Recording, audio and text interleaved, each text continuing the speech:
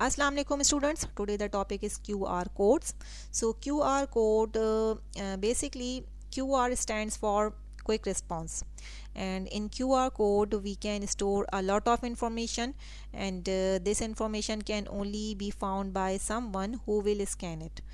And we can store more information in QR codes as compared to barcode readers. So basically it stores 7,000 digits. Okay, and we can what type of data we can store? We can store simple text, any message, welcome message, any home or business addresses, bank account information, credit card information, email addresses, or any web addresses. So I'm sure you must have seen this square in many places. So you have seen this QR code on flyers, brochures, tickets, visiting cards, on websites, on newspapers, and other advertisement also. So basically QR code are used where you have to share some information with other peoples.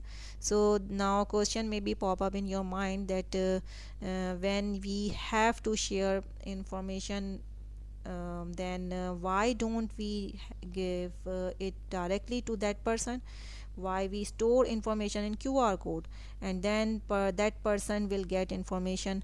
So we understand this with the help of example, that if we have to connect Wi-Fi to any mobile, so for this we first have to go to the Wi-Fi menu, and then Wi-Fi option has to be turned on, and then network is to be selected. After this password has to be entered, and if we enter password is wrong, then we have to enter it again.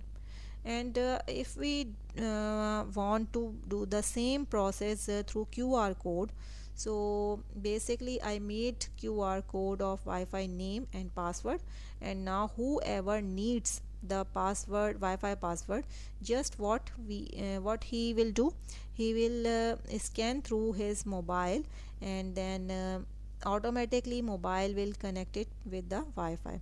So basically QR codes can be redirected to any type of online digital content. So now we discuss the structure of the QR code. So QR code consists of black squares arranged in square grid on white background, which can be read by which can be read by an imaging device like any mobile camera. Okay, so basically we have the basic structure that these are the parts of the QR code. Okay, so the first is position pattern. Okay, so the position pattern, these pattern indicate the correct direction of the QR code. Okay, the second one is the version information. So these pattern is specify the version of the QR code. The third one is the timing pattern. These pattern allow the decoder to determine the width of the data matrix. Okay, fourth is the format information, that is these pattern store information about error correction and data mask. Okay, fifth is alignment pattern. So alignment pattern, in alignment pattern, basically these pattern allow the QR code to be decoded in 360-degree. Okay, sixth and the last is data and error correction keys. So these patterns stores the actual information of the QR code. Okay, like our data, any message or any website addresses. Okay, so this is end of this lecture. Okay, now we'll meet in the next lecture inshallah. Jazakallah.